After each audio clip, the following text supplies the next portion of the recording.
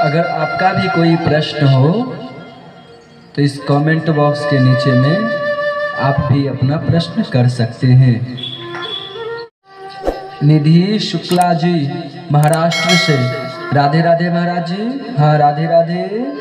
टूटे फूटे बर्तन में क्या भोजन नहीं करना चाहिए? नहीं, टूटे फूटे बर्तन में कभी भी भूल कर भी भोजन नहीं करें। अगर आप टूटे फूटे बर्तन में भोजन कर रहे हैं तो कोई बात नहीं है। जब तक आप नहीं जानते हैं तब तक किए सो किए, लेकिन जब आप समझ गए, आपको ये समझ आ गई कि टूटे फूटे बर्तन में भोजन नहीं करना चाहिए, तब से नहीं कीजिए।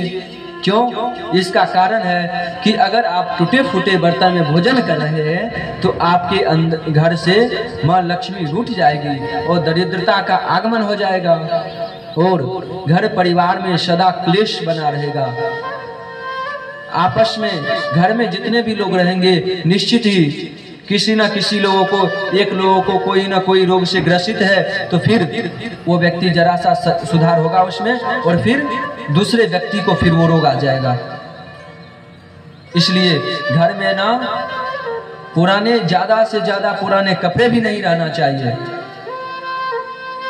टूटे झाड़ू भी नहीं रहना चाहिए। और अगर पुराना कपड़ा हो सके तो आप उसे गद्दा बनवा लीजिए, तकिया बनवा लीजिए, ये सब चल सकता है। और यदि ज़्यादा पुराना हो तो फिर आप उसे फेंक दीजिए, और नहीं अगर चलने लायक है तो फिर कोई ज़रूरतमंद गरीबों में बांट दीजिए। ये आपकी साधुता है। और दूसरी, झाड़ू नहीं रखें, लेकिन गरीबी के कारण गांव घरों में कई लोग गरीबी है जिसके कारण मजबूरी में लोग इस्तेमाल करते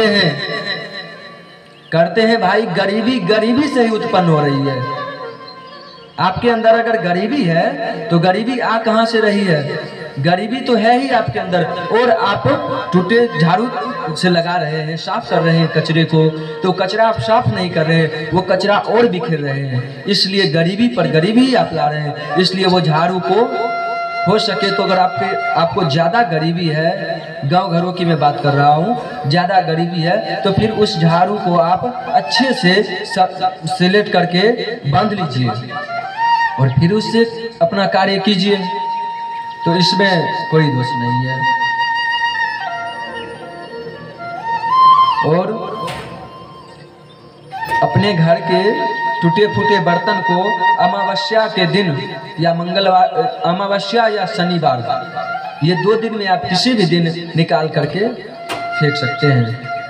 फेंकने का मतलब ये नहीं कि जहाँ तहाँ फेंक दें, कोई उचित स्थान जहाँ गरीब जरूरतमंदों में ये कर दें, ठीक है।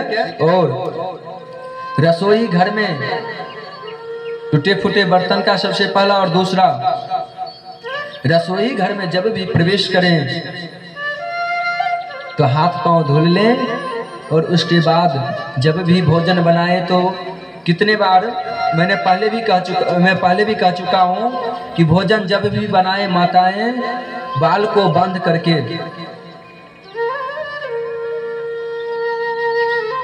और चप्पल जूते बाहर उतार करके,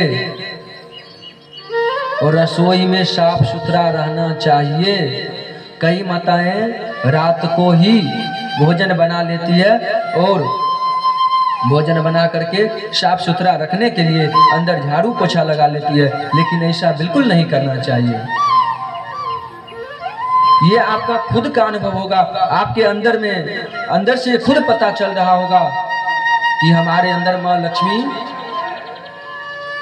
लक्ष्मी का कोई ये है ही नहीं। माँ लक्ष्मी रूठ गई है, हरदम दिल टूटा टूटा सा लगेगा।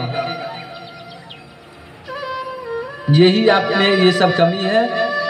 कृपा करके आप ये सब कमी को सुधार कर लेंगे तो जरूर माँ लक्ष्मी आप पर कृपा करेगी, ठीक है।